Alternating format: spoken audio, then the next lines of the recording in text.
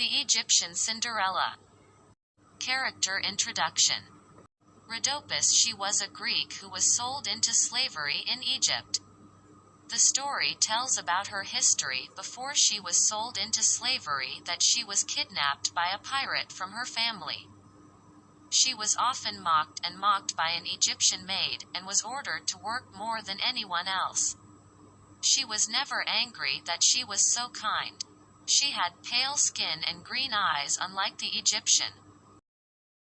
3 Egyptian maids. They are jealous young women.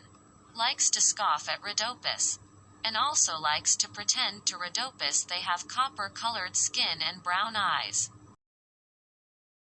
Her boss was very kind. He was neutral and supportive, explaining that he was Greek like Rhodopis.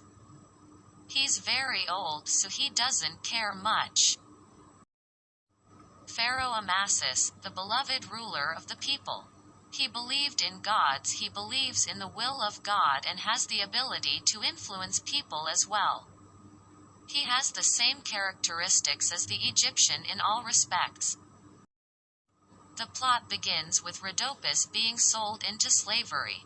She traveled to Egypt to hand over her master. Her job was to wash clothes every day, to wash clothes or pick up the reeds growing by the river. She was always teased by Egyptian maids about her name. Although her boss is kind, but he is old and likes to sleep under the fig tree. He could hardly hear the servants tease Rhodes. He had never seen them order her about, "Hurry up, Rhodopis." They will yell at her, "Goose in the garden eats onions." "Repair my shirt. I'm hungry, Rhodopis." "Bake the bread." After work, she will visit her friend. She has animal friends including birds, monkeys and hippopotamuses. Separating some time from the story, we can analyze from Rhodopis' work on caring for vegetables and baking bread. Let us know that the Egyptians ate bread, onions, and other vegetables. And dried fish was food. Since it was adjacent to the river, the fish was easy to find, and that makes sense. It also shows animals that appeared in Egypt. If you seriously study Egyptian history, some of them appear to be gods worshipped by the Egyptians. Sometimes when her chores are done and the day gets colder, Rhodopis then dances for her animal friends. She spins so gently that the tiny bare feet barely touch the ground. One evening, her boss woke up to see her dancing. He gave her compliments before he thought of giving her a present. Her boss ordered a pair of sandals that were made for Rhodopis.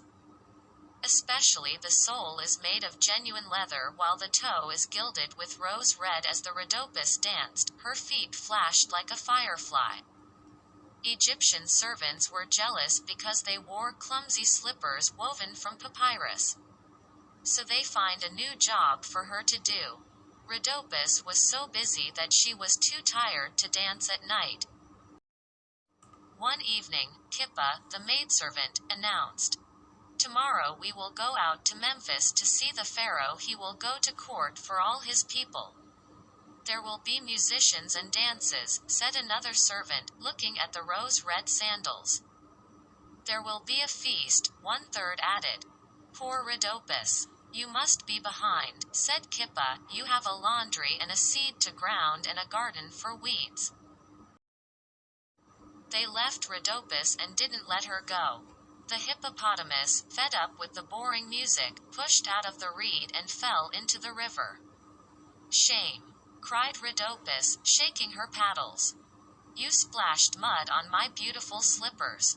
She polishes the shoes on the hem of her shirt until the golden pink shines in the sun. Then she carefully placed it on the waterline behind her. Washing and removing weeds. Rhodopis started again when a shadow suddenly landed on the water. Rhodopis jumped in shock. A huge hawk, a symbol of the god Horus, that flies through the sky with wings that widen to obscure the sun. But when she returned, the falcon stole her beautiful shoes. Rhodopis extracted her tongue. "One shoe is worse than none. Now she had to dance like a stork, jumping on one foot. Even the monkey laughed. Rhodopis put the slippers in his cloak and went back to wash and soak his tears. The falcon then followed the path of the Nile to Memphis, to the square where Pharaoh was presiding. There the falcon watched and waited. Pharaoh's name is Amazis. On his head he wore the 2 red and white crowns of Egypt. At that moment, the falcon dropped a rose-red sandal on his lap. The slippers were so bright that Amasis thought they were fragments of the sun. Then he saw a falcon pushing over his head. "Horus gave me a signal," exclaimed Pharaoh. He picked up the rose-red sandals. "Every young woman in Egypt must try this shoe. You with the right feet will be my queen. That is the will of the gods." Amazis chased the court, called the carriage, and the search immediately began. Let's start analyzing one more time. This period reflects the belief that the Egyptians worshipped a variety of gods. And in the story, Horus was the son of Osiris and the goddess Isis and Hathor's husband. He was a falcon-headed deity, and is the god of light, with the right eye of the sun, the left eye as the moon. The ancient Egyptians believed that the birth of day and night was the result of Horus flying all over the world. And in the story also appears another animal, a horse, which drives the journey. When Egyptian servants arrived in Memphis, they found the throne empty and the streets were deserted. They were angry to come back. Even seeing Rhodopis without her rose-red sandals didn't please them. Pharaoh traveled to a distant city. He walked through the desert, with pyramids towering above the sand, and climbed steep cliffs with hawks nesting. Rose-red sandals were in his hand all the time. Wherever he goes, rich or poor women and girls flock to try on shoes. But no one can fit into a small shoe. The longer he pursued Amasis, the more prevented him from marrying the girl who had lost a small sandal. He called his royal barge and vowed to visit every port on the Nile. The boat was hung with silk. The trumpet sounded and the oarsmen sounded to the rhythm of the terrifying land gong as the glow in the Rhodopis River flees in shock. But the maids ran to the water's edge. "Now we'll see Pharaoh," Kippa cried. Amaze raised her shoes. "Whoever can wear these shoes will be my queen." The maid also knew the shoes and their owners. They shut their mouths and said nothing. If anyone wears it has the right to be the queen. Kippa was the first, then the others tried on the slippers. Each of her feet was cramped and her toes were bent and squeezed until tears ran down the cheeks. Pause for a moment. The terrain consists of the mouth of the Nile, has plains at the estuary, which are plains that flood in the rainy season. The story makes it clear that they are on the Nile. This unique landscape represents Egypt as well. This area is ideal for living, so it is appropriate for them to live here. "Enough," said Amasis tiredly. He would set sail again if he hadn't had a chance to see Rhodopis running past. "Come here," he commanded. "You must try these rose-red sandals." The servant girl gasped as Pharaoh knelt in front of Rhodopis. He easily put the little shoes on her feet, then Rhodopis pulled a pair of them from her cloak. Amasis cried out, "In all this land, no one is more suitable to be a queen than you." "But Rhodopis is a slave," protested a maid. Kippa continued. "You're not even an Egyptian." "She is the most Egyptian of us," said Pharaoh, "for her eyes are as green as the Nile, her hair like feathers like reeds, and her skin is the pink of the lotus."